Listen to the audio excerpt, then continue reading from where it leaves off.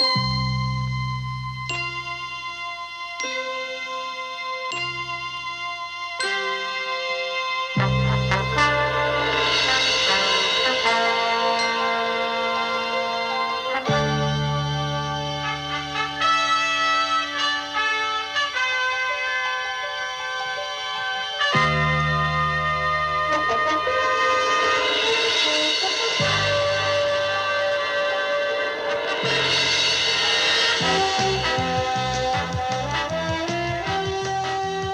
friend and welcome to Borgcast the Animated Series 1.11 with Peter and Anne-Marie. Hello! Last time we were covering the time trap and specifically about the Klingons' triangular conference table. Oh yeah. Dave Probert had this to say: what happens when they have more than 3 parties to sit around the table? Does it fold out into a hexagon? I'm sure the animation wouldn't cope with that. Martin Thompson said, I bet they serve triangle-shaped sandwiches too. Yeah. I mean, I wouldn't have thought cucumber sandwiches. I mean, they are without honour and indeed taste. So. But tonight we're covering The Slaver Weapon, written by Larry Niven. Name sound familiar? Yes, why? He's the author of the Ringworld novels and many of our hard sci-fi works. The Ringworld novels. Have I read them then? I think I've got the first one. Okay. They're big on science and actual physics. Oh, probably one of the ones I've read for very briefly. Yeah, they're not really your thing usually. Another No. example would be Arthur C. Clarke, so yeah. This was his third pitch for the series, the first being deemed too science-heavy, surprise, surprise, and the second too bloody. Oh. DC Fontana suggested he adapt his short story, The Soft Weapon, first published in 1967. And Niven went on to write a Trek comic strip story as well, also featuring the Kazinti looking slightly less naff than they do here. Sadly, Niven was rather the right-wing nutjob. Oh. He advised Reagan on his Star Wars project and was part of a think tank that suggested government spread the rumour in Latino communities that hospitals were harvesting their organs. What a turd. Yeah, bloody hell. He got permission from Roddenberry not to include Kirk in this story. No, that's good. Yeah. And the reason why it only has 3 characters is Niven basically literally did a Control-H on his short story, which had 3 characters in it, not counting the Kazinti. What's Control-H? You know, the one where you find and replace, rather than Control-F where you just find. I didn't realise Control-H did that. Yes. Oh, there we are. The character who replaces is called Anne-Marie, by the way. Oh. This is the only Trek story not to feature a ship called Enterprise until Deep Space Nine's past prologue. Because you remember Deep Space Nine's pilot also had the D in it. Yeah. So. Yeah. First Officer's Log, Stardate 4187.3. The Enterprise shuttlecraft Copernicus is en route to Starbase 25 with an important cargo. A slaver stasis box discovered by archaeologists on the planet Kazin. These stasis boxes are the most remarkable thing the slavers ever produced. Time stands still inside a stasis box. 1 billion years means nothing in there. So we start off with a first officer's log, and they're on the Copernicus. Now, I like the design of the ship when we see it animated. Is it the same as what we saw, or is it different from what we saw? From what we saw in the original series. Yeah. This is miles different. The idea is this is basically a precursor to the runabout. It does look runabouty Yeah. in terms of its shape. Yes. I can't say I'm a massive fan. It's got a very sort of station wagon look to it. You expect wood panelling along the side. But I like the interior. That's nice. I just like that it was different. Yeah, If you see what it's I mean. nice stuff. I think they showed one of them, you know, when we had that picture of the docking bay in a recent episode. But now we see it in action, which is nice. To be honest, rather than making me think of a station wagon, it really made me think of Lego. And spaceship. Particularly the little round bit at the front. Yes, you know that you have a Lego piece that is Yeah. that exact shape? Well, it's echoing the Enterprise's Deflect Edition. It's got a cute little one. But It's tiny though. Yeah, it does look It a did bit- make me think of Lego, I'm afraid. But I liked it. It was kind of cute, I thought. And then they're on the way to Starbase 25. What doesn't he say, 25? What's wrong with no 25? No? Okay. They've got a stasis box, and it was found on the planet Xin, and it's from a slaver race, and basically one race revolted, and as a result it triggered a war, and then all sentient life there was lost, and it had to re-evolve again. So these boxes contain all sorts of potentially interesting things. This one is glowing, which means there must be another stasis box nearby, because the only known stasis box detector is another stasis box. Yeah. There you are. And the stasis box has been sort of a beta lien or something it's called, and apparently it's really pretty, so everybody stops to look at it because it's so pretty. So that must be what's happened. Someone else has got a box and they've stopped to look at the view or something. Very quite odd. But anyway. And then as they go down, you've got Sulu is asking about them. Like, if one stasis box is going to be detected by another stasis box, how's the first one discovered? And the other one basically answers by accident. Apparently one of them had in some kind of anti-grav belt thing that led to the anti-grav rings that are used in starships. Yeah, it's so nice that we get the origin of artificial gravity on starships, because it's never addressed, I don't think. Later Trek series, they talk about, the gravity, what do they talk about? The gravity plates, I think. Yeah. But yes, they're obviously based on this discovery they made. Nice. And then, but another one had a bomb in it that promptly went off, and so had the pin pulled. Yeah, okay. And a grenade then, won't it? yeah. But anyway, as a result, it means that they're now only opened, in special circumstances by Starfleet, basically. This other one they found is 30 metres below the ice, and Sulu says it's not going to be difficult to get to because in this pressure or gravity, I'm not quite sure which, something is going to boil or something. Pressure, There's I think lack of atmosphere or something, yes. Isn't it? They are ambushed by the Xinti wearing lovely pink and purple outfits. Pink again. Yeah. Very animated series. And they look so derpy. Well, the thing is, it turns out that apparently their telepaths are all unhappy, and that's why one of them looks so sad all the time. Yeah, he's particularly bedraggled, but the others are all... being all hunched over. They crop up again in Lower Decks. Oh, no. As a crew member. Okay. That's a Gazinti. I mean, they appeared first in Niven's short story, so basically this is time trekking with his Ringworld galaxy, effectively. Yeah, we got Ensign Taylor in the Lower Decks. Okay. Although he's been working on his posture, so he doesn't look quite so naff. Fair enough. Spock apologises and says that there should have been more alarm bells ringing, basically, and he was just too focused on what this box might reveal. Box of delights, maybe. Yeah. In my box are such delights. Apparently the Treaty of Sirius means that the Xinti aren't allowed any weapons apart from police weapons. So you could say this is a serious breach of the regs.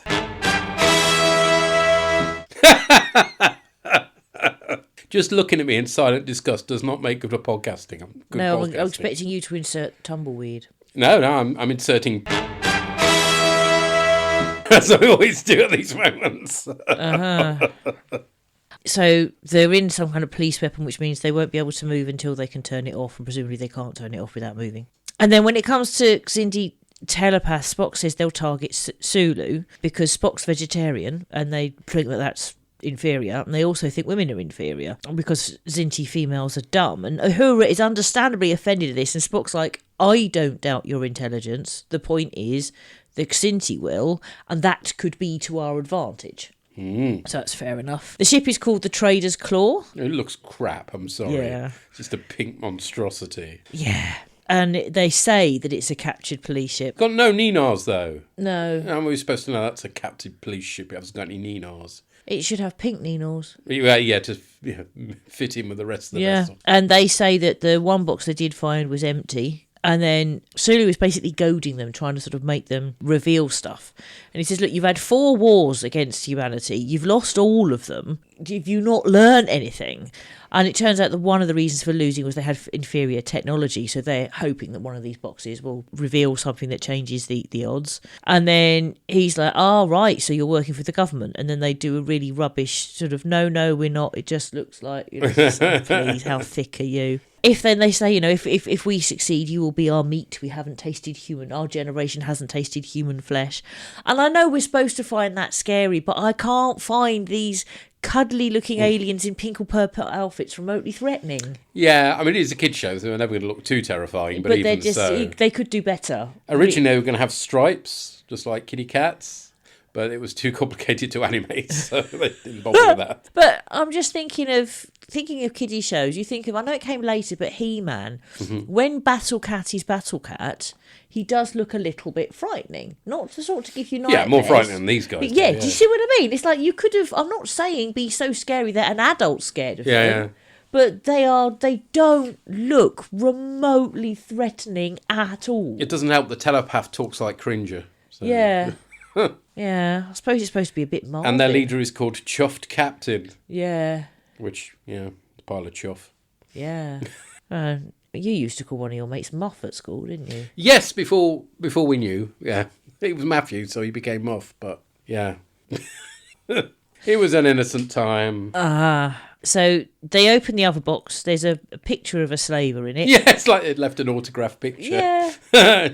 Here's a pin-up poster of us. Well, I thought more like of them cigarette cards you used to get. Collect them all, And there's some kind of phaser inside. And a chunk of meat. A chunk of meat that turns out to be poisonous. Yes. That's a bit bizarre. Random, really. But yeah, very random. It's like, these slaver boxes, right? Are they like Blue Peter time capsules? Yeah, I think so. Yeah. Fair enough. Wasn't there one opened recently and it had inside it a Jim will fix it medal, and it was a bit sort of creepy. Yeah. It was a not so innocent time. Yeah. Having found this weapon, they say that it might mean the end of humanity. Which, I mean, fair enough. If it was a powerful alien race, you just don't know what the weapon's going to do. Mm. Meanwhile, the telepath does not like reading Sulu's mind because Spock has told him to think of vegetables a lot. Yes. Oh my. Yeah. Really quite odd. Back to the cucumber sandwiches again, aren't we? Yeah, I guess so. And then it's a telescope. Yes. With Sulu in it, and it just makes me think of like kiddies' toys. Do you know what I mean? Yeah. And so then they fire it far away, and not a lot happens. Yep. And then my notes run out, and I drink beer. Yeah, basically they're going through the settings on this weapon. The next one is a laser, but apparently not a very powerful one. I don't know if that meant compared to phasers or just it's a naff laser. But anyway, Sulu wasn't worried about it. Then it transforms into a mini jet somehow and propels Chuffed across the moon in a very Warner Brothers fashion. Yeah. I'm amazed the weapon doesn't have Acme written on it. Yeah. Actually, it made me think quite a lot of Roadrunner and Wile E. Coyote.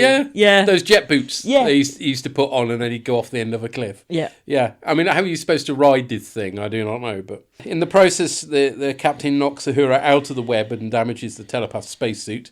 We're later told they got him back to their ship in time to save him, although it's all for nothing as it turns out. Uhura makes a run for it, but is stunned again before she can escape. The next weapon setting looks like a baby's rattle, which turns out to be an energy absorber counteracting the police web, but thankfully not the life support belts that they're wearing. So it absorbs very specific energy. Yes, apparently. Plot-specific devices. So Uhura and Sulu run for the shuttle while Spock pulls off a Kirk-style flying kick on the Kazinti. He's clearly been taking lessons, and he swipes the weapon. And then Uhura gets stunned again. That's 3 times in this episode. Just because she's the woman, isn't it? Well, I didn't even not like her or something. I wonder why that could be. Strokey chin. Spock meets Sulu and points out he's now shamed Chuff Captain by besting him in combat despite his vegetarian ways. Plus, he left him alive, leading to dishonour. So we're just dealing with feline Klingons here, aren't we? Yeah. I mean, they may as well have made them the Klingons. It'd been much better. Sulu worries about the Kazinti using Uhura as a bribe. Sigh. He then outlogics Spock on the nature of the weapon being for spying. Not that that particularly goes anywhere, as it turns out. Because, I mean, I don't know how many spies need a weapon that shoots a nuclear explosion. That's weird. Spock activates the weapon's null setting, which seemingly turns it into a giant lollipop. Yes. As predicted, the Kazinti threaten violence to Uhura if Sulu doesn't return the weapon. At least she gives them some sass, saying her crewmates don't think much of them. Sulu twists the lollipop, turning it back into a gun shape, and tests it to find it causes an epic explosion, complete with mushroom clouds. Yeah, that's just bonkers. Hit the dirt, Sulu rather probably says, as they're bowled over by the fallout. We cut back to the Kazinti ship with all our heroes captive again. The cat chaps play with the weapon, converting it into a computer which beeps and freaks them out, thinking it's haunted by a previous owner or something. Spock's amazed a computer could be so small, which rather dates things, given it's twice the size of a smartphone. Chuff Captain asks the weapon how long it's been off, and it speaks in a weird voice, which according to Memory Alpha is Majel Barrett. Nice job impersonating a 60s Cyberman, Majel. That's impressive. Yep. Chuff asks how to convert the weapon into nuke mode and follows the advice, producing a boomerang shape this time, which, as Spock points out, is not the nuke mode. No. At length, Spock explains the mode is a defense mechanism. And sure enough, Chuff blows up himself and half his ship. Thankfully, not the bit with our heroes in it. It turns out the Kazinti are the only characters to die in the animated series. Oh. Yeah. Spot reflects that it's just as well the weapon is gone as someone else, like the Klingons, would have been after it. Give me Genesis! And we finish with a feeble, well, I suppose this is barely even a joke from Uhura, just a bizarre statement which she laughs at. Yeah. So I don't know what she's been inhaling, but anyway. Yeah. Very original series. Yeah, it is, but it's just sort of, when she says, you know, you thought the weapons were haunted by their previous owners, and it was like, well, in this case, they kind of were. That's, do you know what I mean? That would have made sense, would have been just as unnecessary, but it would have made some sense. It would have been less naff as well. Yeah, this is just so weird. Yeah. But as I say, in keeping the original series, so Cannon balls or Spock's balls, we have to ask. Rock on, Tommy, you'll do for me. His brain is gone. I really like this. Oh dear. I do, I can't help it. It's so silly. I mean, the Talking Cat people aren't very original series because they couldn't do that sort of thing on the original series. But if you just control replace them with Klingons, I think actually you'd have an original series episode on your hands there. Just a bit of an odd one because obviously there's no Kirk, which to be honest is a bonus. And there are Kirk light episodes. Yes, there's the one where he dies. Yeah. And he spends most of it floating through space. That's quite a good one as a result. But anyway. Yeah, so, no, I really like it. Okay, we're going with canon with this one, I think. Yes, it's silly, but I like it. I mean, there is an awful lot of Spock narrating things. Yeah. You can tell that Niven is used to writing novels. It's like, just show. You don't have to explain everything. We're watching the thing. And his treatment of Uhura is worrying, to be honest. It is, but I mean, he could be doing it because she's black, but he could just be doing it because she's a woman, and that would fit with the original series, unfortunately. Well, yes, you can't claim that's not canon, sadly. No. But yeah, the fact that she's stunned 3 times as opposed to the other 2 with just once, and becomes a damsel in distress as well, which is a bit poor. Yeah. I mean, on the other hand, you can say he did choose a very specifically mixed group of the crew. Yeah. So you've got, a black woman, you've got an Asian man, and you've got Spock from another planet. So, I mean, he could have chosen any of the slightly whiter, more staid characters, I guess. But if you're just choosing a character then to stun her multiple times and have her be the person the others have to rescue, it's a bit... Yeah, but it's not out of keeping with the original series, though. The idea that the woman just gets to be the damsel and not do much. We saw it in one of the Gods ones. Yeah, I mean, it happens. But for me, I like in animation you couldn't have done the cat people. I mean, they are silly in their pink and purple outfits. But so you've got something there that you couldn't otherwise have done. I like the Lego Copernicus. Okay. Personally. I mean, I like that we have a different shuttle design. Yeah. That's good. I'm not sure much of a fan of it, but it is angular in keeping with the original series shuttles. So, okay, we'll go with that. And I think that the concept that there's a weapon that they've found, and it's Spock that overlooks the potential threat, but any other officer could have potentially overlooked it as an exciting new discovery. Yeah. It would work with Klingons, it would work with Romulans, it would work with another baddie that didn't happen to be cat people. Yeah. I find it really rather amusing that the telepaths are all unhappy and the neurotic, and that these guys wear pink and purple, and I mean, to be fair, I'm not well. Maybe if I was well, I would be... No, I do remember you liking this when we watched it the first time round. So, did I? Yeah. I think the best thing about it is the fact it's different because you just got 3 crew members. So it's kind of, they're more under threat because there's fewer of them and they haven't got the Enterprise to back them up.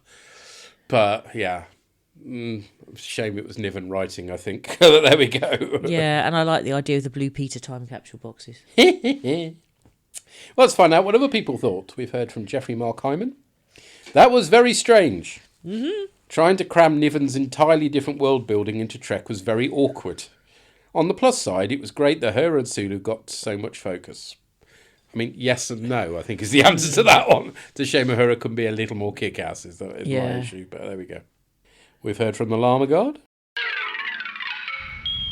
Ambergris, Scotty, Fixie Courage, Jake, Fixie Shack. Freedom is the right of all sentient beings. So here we are then with the animated series episode, The Slaver Weapon, which actually sounds more like an episode of Spartacus. I'm just on a bit of a Spartacus bender at the moment, discovered it's on Netflix. You should watch it, it's great. But anyway, yes, we're here to talk about Star Trek, aren't we? Before I get into the details of the episode itself, we'll start with the obvious ham in the room, or the obvious ham that's not actually in the room in this episode. This is the first episode of Star Trek, since The Cage obviously, that doesn't feature William Shatner, I think. Very interesting that we have a Kirkless story here. I'm sure that Shatner wouldn't have stood for this in live action, but then again, he doesn't seem to be particularly that engaged given his voice performances in the last few episodes. So it's quite possible that he just didn't really care that much, and that's why you have a completely Kirkless episode. But still, an odd thing. I mean, it's great. It's nice to see other characters getting a chance to shine, like Uhura and Sulu here. But it's a shame that we didn't get to see this in the live action TV show. But never mind, I guess better late than never. The episode itself is kind of a typical SF short story, and I know this episode is based on a story, and it does very much seem like the kind of thing you'd find in one of those anthologies of science fiction stories from the 50s or 60s or something. But yeah, we have characters chasing a loot box, which when opened is found to contain a trading card of a very derpy picture of a derpy Cyclops Godzilla or something, and a magic hairdryer. But it is a proper classic science fiction tale about chasing what could be potentially powerful weapons with hilarious consequences. You know, chase the thing that is ultimate power and you'll be destroyed by it yourself. That's a classic SF morale analogy kind of story, isn't it? So yeah, it's just nice to see that kind of classic take here, I think. We're introduced to the Kzinti, who are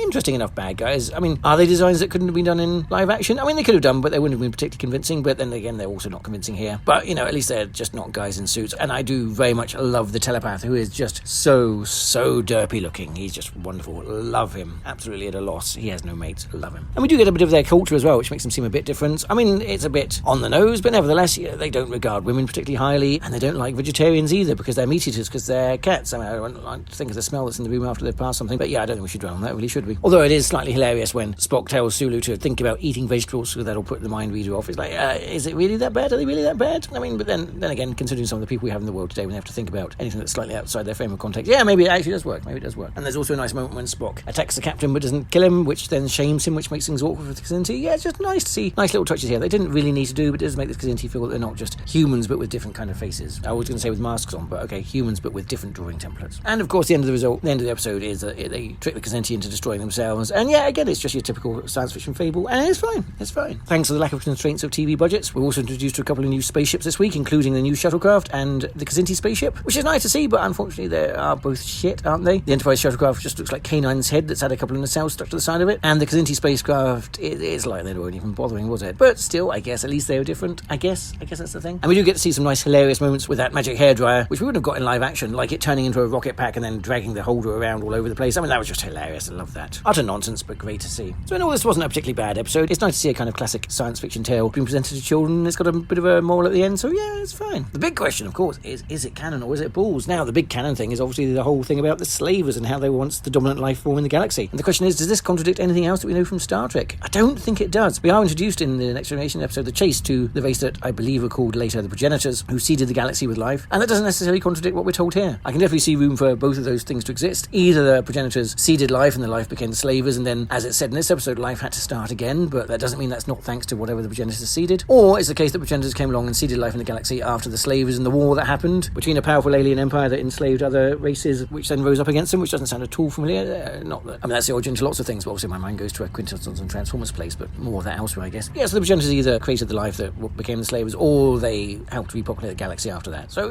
it works either way. And as we learn in Discovery, I won't go into that actually either, because that was kind of spoilers, but also I don't know why they did that. Anyway, there's also the reveal that a lot of the tech actually came from Discovery, those slavers boxes. I don't know if that actually contradicts anything either. Spock claims that that's where anti-gravity came from. Clearly, if we look at the development of tech in Star Trek, then, you know, say the Vulcan ships that were encountered in First Contact must have had anti-gravity as well. But who's to say that alien races didn't find anti-gravity secrets in a box as well? It doesn't have to be the humans or the Federation that found that. It could have predated that, and then Earth and Starfleet got that tech from other people. So yeah, there's plenty of ways you can look at this. So I think it is canon. Although if it is canon, it does raise the question whether He-Man is also canon in the Star Trek universe, because if the flying belts that Spock is talking about is related to the flying belts that were gifted to the children Miguel and Alicia by Santa Claus in the He-Man and She-Ra Christmas special, although probably not. But whatever the case, this episode really needs to be canon, because it's an episode that doesn't feature Captain Kirk at all. So this has to be canon. This has to remain canon, doesn't it? But as ever, I'm interested to find out what everyone else's take on that is, and what everyone else made of this. I hope that everyone's careful about what they're sending to their null ports, and until next time, glory to you and your cast. Thank you, sir. Thank you. Yeah, I'm not too sure what you're smoking, but I'd like some. Thank you. The He-Man Christmas special, eh? Wow. In terms of canon about finding the stuff, Spock actually says that, I mean, it was found, doesn't say by who, and then said led to anti-gravity in starships. Yeah, so not the Vulcans who may have found starships. So it could have been the Vulcans, or it could have Yeah, been somebody before the Vulcans. Yeah. So that's... you've got no problem with that being canon because he doesn't say humans and he doesn't say Starfleet. Yeah. Yes, you wouldn't have got the delightful rocket pack action scene in live action. That was great fun. I also really liked the derpy telepath. That was just that was brilliant. Wasn't so keen on the shuttle, eh? K9's head, I can see that. Yeah, I can see where you're going, but it still made me think of Lego. And yes, they're cats, and I suppose that's why they don't like vegetarians. But I'm wondering now what you've told me of Niven, whether he's writing these people who can't cope with anything at all that isn't like them. Is he writing from his own experience? Yes. Do you know what I mean? Yeah, right-wing nut jobs. Yeah, they are. Yeah. Maybe. And yeah, you're right, the Shat has not been engaged in the last few episodes. No, we don't miss him in this. We don't miss him in this, and maybe he didn't give a fuck, and therefore that's why he's not Yeah, here. he probably still got his check, to be honest, so Probably. he's probably quite happy. Yeah. And yes, they find a trading card and a magic hairdryer. Love it. No wonder the meat wasn't bubblegum, really, but there we are. Oh. Thank you, sir. Thank you. And to Pieman. Hello, Args. Barry here, coming live from a hotel room in Doncaster to talk about the slaver weapon. This one's almost like more of a bit of Trek trivia than an episode that can really tie in. The story behind it, from what I remember reading on things like Memory Alpha, is a sci-fi author called Larry Niven was involved, and he basically got permission to put a lot of characters and event from his sci-fi universe into it. That's mainly the Kzinti, the concept of the slavers, that sort of thing. And as a result of this, there's a couple of... This is probably one of the hardest ones to fit to canon, because it suddenly ages the Trek universe. One of the things watching B5 is the B5 universe is old. There's races that have been and gone. Trek sort of got that with people like the Preservers, and you see a bit more of it in Next Generation. But there's a few things, just the timelines don't match. Like, what was it? They say that the last Kzinti war was 200 years ago, which would put that in the 21st century. So kind of things don't quite mesh timeline-wise. I mean, as I've said, I think all canon can be fixed with enough bending and squinting of your eyes. So that doesn't really bother me. The Kzinti, like I say, cat people, we've already got Mares, so this is second, third race of cat people that we've got. But yeah, they are from Larry Niven's world. In fact, they were also ripped off for Wing Commander, with the Kilrathi being an obvious substitute for the Kzinti. And I think the problem with that is what we end up is with about the first 5 minutes of the episode. For all that we get to see a cool new shuttlecraft, the first 5 minutes are basically Spock giving a summary of lore that's needed to kind of get up to speed in this episode. So it's a lot of voiceover is obviously cheap. You don't have to animate much, but it does feel a bit like I'm kind of getting a lore dump, and that I should be taking notes. There might be a test at the end. The episode itself is basically they've got this stasis box, and they think they found another one, and it's actually a ploy for the Kzinti to steal their one because it might have a weapon. Again, there are things that some of these boxes previously have helped with things, to give the Federation a technological leg up. So that's actually a fairly good principle of actually trying to retrospectively get some alien tech. I actually thought that's a neat idea. And I mean, I do love the bedraggled look of the psychic. And the fact that you can somehow put off Kzinti psychics by thinking of vegetarianism. It's weird. I do kind of like the way they built their culture around the idea that if you're not a meat-eating hunter, they think you're lesser, and it actually leads them to underestimate a lot. Probably why, as I say, humans have beaten them in every war. But yeah, I mean, overall, it rattles along. Again, there's a lot of being captured, getting out, being captured. So a bit of that. Quite interesting that we've only got Spock, Sulu and Uhura in this episode, but quite nice because it means Sulu and Uhura get stuff to do. It's actually quite a good one for the ensemble, particularly because you don't have Kirk taking up all the space. So it is good for that. And like I say, I've got a soft spot for the Kzinti for all they really don't fit. I don't mean cat people don't fit, it's just, you've dropped in an ancient enemy who've been fighting humanity for over 200 years, but no one's mentioned them up until now. It's just kind of one of those things. That's where my it's all canon thing really finds itself straining. I think this is where people can say none of this is canon, because it's very hard to hammer this into the Star Trek shaped hole. But again, overall, it has some interesting ideas. The intelligent weapon that changes form. I do like an ancient culture, and the cat people were fun. Even with the name Chuffed Captain. I thought that was entertaining enough. So yeah, overall, it's still past the time for like 25 minutes of an episode. And, actually it's not inspired much. I think actually the username's like Pharasians, because if they try to use the Kzinti again, they have to pay Larry Niven's estate. So it's kind of left, there's weird cat races that further appeared being clearly the Kzinti, but not. So that was quite fun in extended fiction. So all that remains for me to say is do keep up the good work. I always look forward to the podcast, and I hope to feed back to the next one. But until then, bye for now. Goodbye. Thank you. Thank you. A thought just occurred to me while Purry was talking about the Chuff Captain. Mm-hmm. Tigers chuff. Beg your pardon?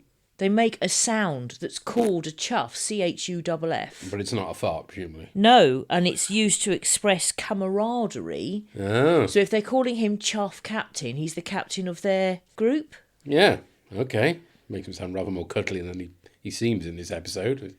Doesn't have a nice word to say about his telepath, certainly, does he? But yeah. No, but it just makes me wonder if that's what they were going with it, if you see what I mean. Maybe. That's why they were saying Chuff and Chuff Captain, if you see what I mean.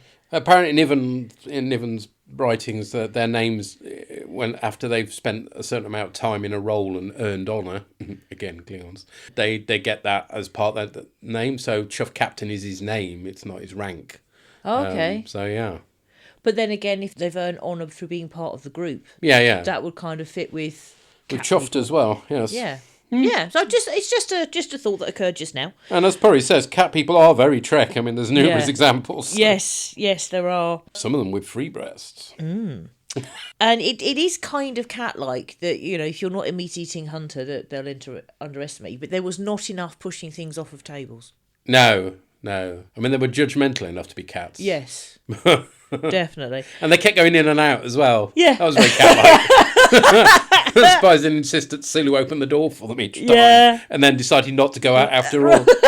In terms of the whole canon thing, I'm afraid that for me, having come to the original series late, so my main Trek was Next Gen, thinking of the timeline there, I have always struggled with original series canon being real in inverted commas because of the whole wars that we supposedly have in the 1990s that we didn't actually have. Which remains canon throughout Trek. I mean, and they sort of, what's the word? Not retrofit.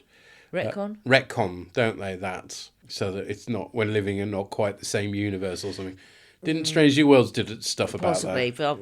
but I don't like that. I'd rather they just I tell you what, for me, those sort of things don't bother me in terms of canon. Years can be out and I don't care about the maths of it all. For me, it's like, does it feel like Star Trek? That's why, if I'm judging whether this is canon, this episode just about feels like Star Trek. It is a bit odd because of the, basically importing all the Niven stuff. But it's not so odd as to not feel like Trek. And as Purry said, it's a nice little sci-fi tale. And, the baddies are defeated through their own violence rather than humans being violent, which is important. So, that's not an issue for me. The only one that up till now I felt didn't feel like Trek canon was the one with the devil in it. Yeah. And that was just because that was so way out, basically. Yeah. And in the same way as, Cat's paw doesn't, or Spock's brain don't feel particularly canon for the same reasons. Yeah, Spock's brain is particularly stupid. But I think for me, as well, a lot of it is how are the characters behaving? If you're writing the animated characters, the way that they would be written if they were portrayed as part of the main series, then for me you're going a long way to something being canon. Yeah, that's far more important to me than a few dates being out here and there. Well, but they have star dates anyway, so we don't talk about actual real dates. Just keep it all as star dates, made up shit, and it can mean anything. If they'd done that would have been a lot better, because the star dates aren't even chronological. No, they're not. They're just But weird. unfortunately, he does say 5 in so many hundred years. So anyway, never mind. We're not going to lose any sleep about that. No. The other thing is it does have a lot of lore dumping, doesn't it? I'm sorry, that just makes it sound like a dirty protest from Data's brother.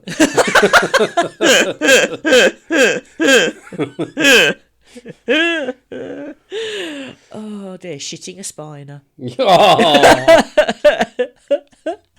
This is silly. Yeah, and it's silly, but silly, but I it's love not it. so silly as to make you feel, oh no, this isn't Star Trek. For me, anyway. Yeah. I don't know the name of the episode, and I'm not going to go any further, but than just say there is one episode we haven't seen yet, which at the time I saw it, I just found it so way out, I couldn't actually believe it had even existed. Oh, well, we look forward to that. I don't know if it's the Ambergris element, but that's the next episode we're I covering. wouldn't know. I mean, you know me and episode titles. And that one is a particularly bizarre one, isn't it? So heaven knows. We're recording that one on Thursday the 13th of November. And next week, a little earlier than usual, Tuesday the 4th, so that we're not covering this episode on Anne-Marie's birthday, where we're looking at the Babylon 5 episode, Believers. Yeah. Oh, happy day. There is a drinking game. I've put it on the Facebook group and on Blue Sky if anybody wants to join in as a coping mechanism. But it really isn't advisable. But until the next time we're talking into your furry cat-like ears, take care. Cheery bye. Meow.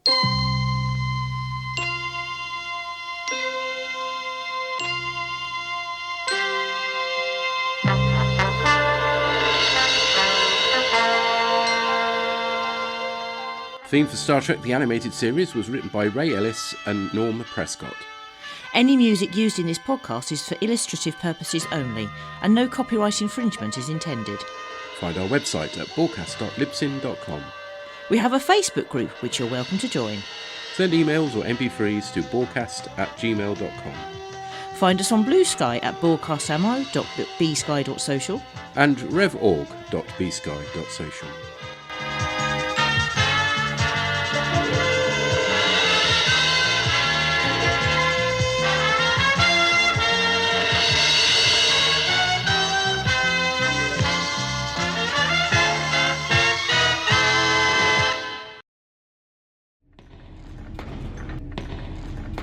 Shut it down!